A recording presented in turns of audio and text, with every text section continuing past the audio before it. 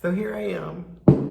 Today we are going to talk about the CPE. Now this was a request and I'm very excited to fulfill it. I had a brilliant idea.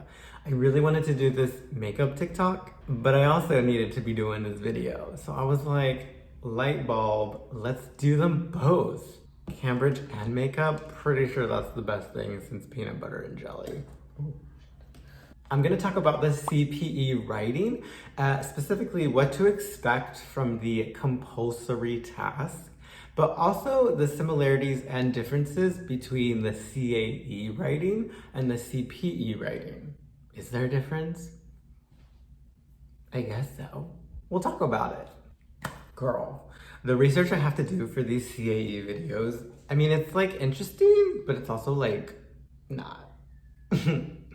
All right, let's take this off.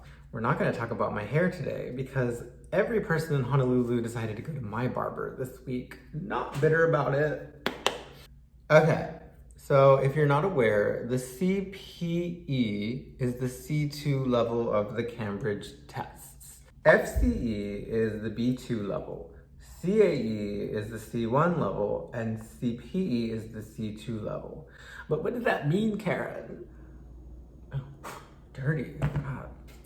Anything at the C2 level is basically saying you're about as close to a native speaker as possible. And who wouldn't want to be as similar as they could be to this 30-year-old man putting glue in his eyebrows in his apartment, which has no furniture. And that's like C2 level of like anything, like listening, writing, speaking, not grammar though. Native speakers don't really know grammar. I said it. I said what I said. And you're probably saying, but Mike, wait a minute. Aren't you a native speaker? No, I'm a slutty alien. Okay, so let's break down the writing section for the CPE. It is 90 minutes of fun. You have two tasks. One is a mandatory task, or compulsory, and everybody has to do this. And this is the task we're gonna focus on today. This mandatory task is 240 to 280 words. I might do videos for the other tasks if I need to, but today we're only gonna focus on the compulsory task. We fixed her. I'm also eating dinner. I just made fish. Oh my God. I'm everywhere tonight. After the mandatory task, then you have the choice task. Just like the CAE second choice, you could do a report, a review, a letter, formal, informal. And if you don't know how to write any of these, then just go watch my CAE videos on these types of writing because they're the same tasks. Learning how to do one of these for the CAE is essentially the same as learning how to do it for the CPE. Okay, so let's focus on task 1. It's a mixture between summarizing and evaluating. So they give you 2 small-ish paragraphs to read. And both of these paragraphs are about the same topic, but they take opposing viewpoints. So one is like for the issue and one is against the issue. For example, today's example provided by www.cambridgeenglish.org, a website you should be most familiar with at this point in your Cambridge career. You know, that website that has free sample papers that take literally 3 years to download because they're such big zip files. Cambridge, fix it. Make it stop.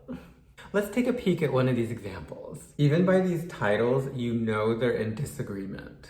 One is titled The Excitement of Advertising, like, yes, the excitement of advertising. And the other one, what is it called? Advertising, undesirable, ew, gross, advertising. Okay, so here's kind of an essay outline that you can rely on here to do this. You've got your introduction paragraph, what the hell are we writing about? So then in the first body paragraph. Now this is where you summarize, or you can summarize that first article. You know, like the, yay, advertising, get it. And then you have body paragraph 2, which summarizes the second passage, the negative, the boo, you whore. In the final paragraph, this is where you can give your full in-depth evaluation of the 2 sources. Take a stance, you know, what is your opinion? and tell the reader why. It's fine if you tell us it depends, but you need to tell us why you think that. And I know what some of you were thinking. You're like, but Mike, what about the conclusion paragraph? Don't I need a conclusion paragraph? Well, I mean, in like a full-on essay, yeah, of course. But the thing about these ESL tests is that you have such a short, limited amount of time. These are situations where you can kind of combine. You can combine your final evaluation paragraph and also the conclusion in one, because we don't have a lot of time here or a lot of space.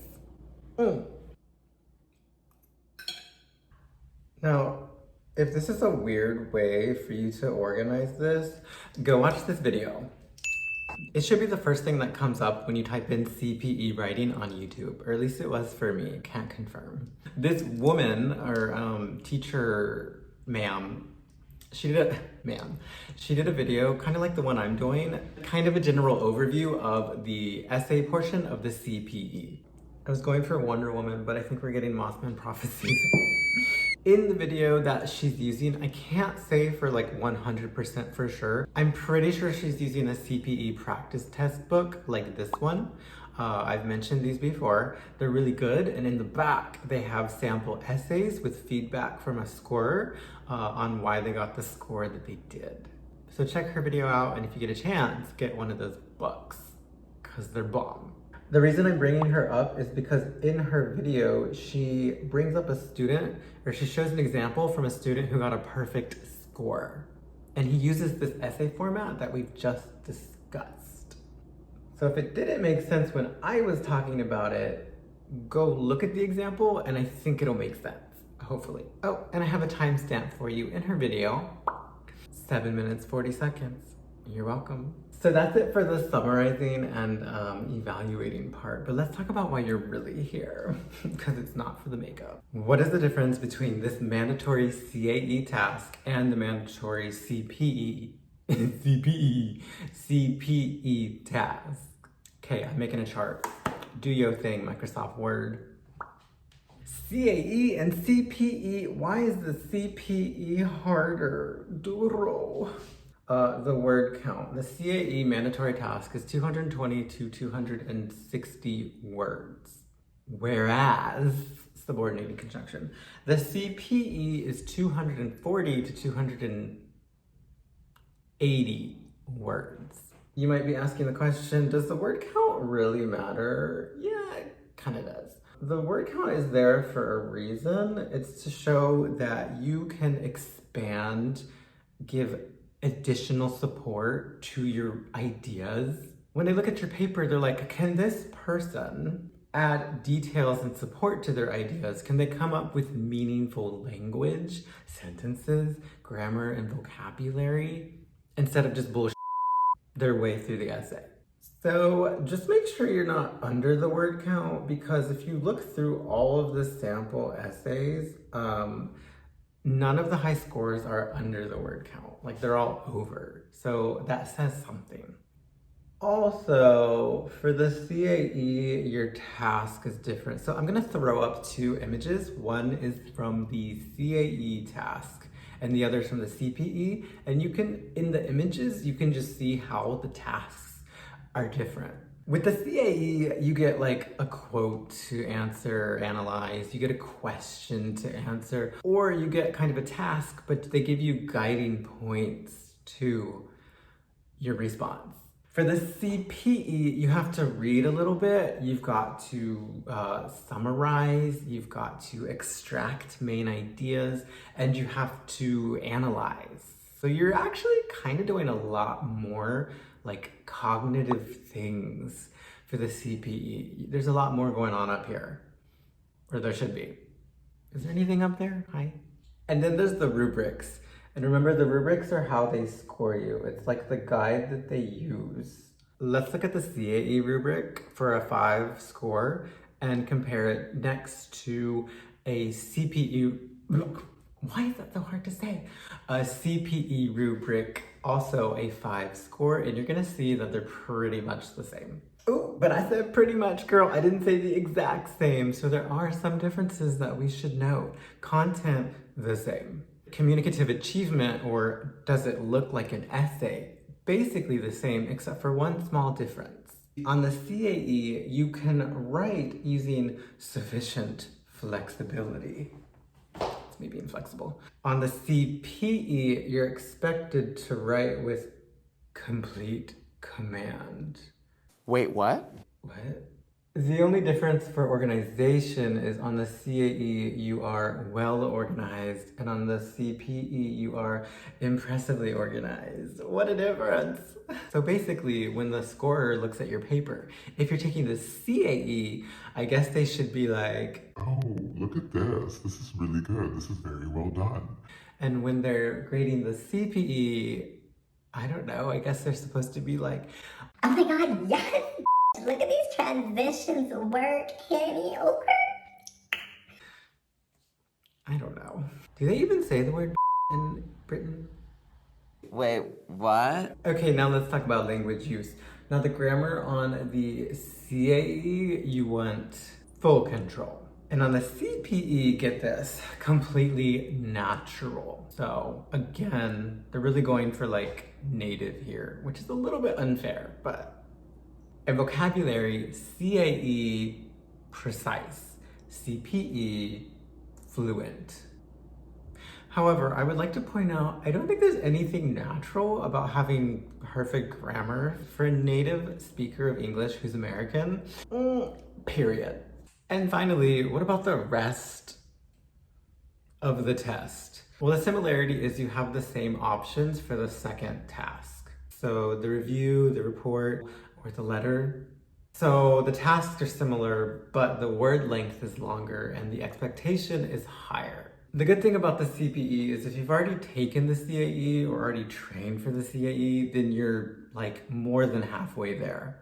It's just a matter of adding to your skills, adding to the phrasal verbs you know, adding to the collocations you know, adding to the idioms you know. You're just adding to what you already know. There might be small differences, like the one I talk about here in this video I did in Brazil. Oh my god, Ronnie, like, remember the time I moved to Brazil during a worldwide pandemic due to financial pressures of being an underpaid ESL teacher in a country that doesn't support teachers? Whatever. And if you haven't taken the CAE, focus on that first. Train for the CAE because you're gonna get all the foundation that you need for the CPE. All right, well that was fun. Said no one ever. I'm gonna go get changed and film this TikTok, but we are done with our CAE for this week. I hope this helped you kind of understand not only what to expect for the mandatory task on the CPE, but how this is similar but also different to the writing task, the compulsory one on the CAE. If you have any questions, let me know, leave me a comment below. Let me know if you need to see something. I give it out for free. Let me know if you have any requests. And other than that, we are finished. So thank you so much. Thank you for watching. I will see you next time. Oh my God, ice cream.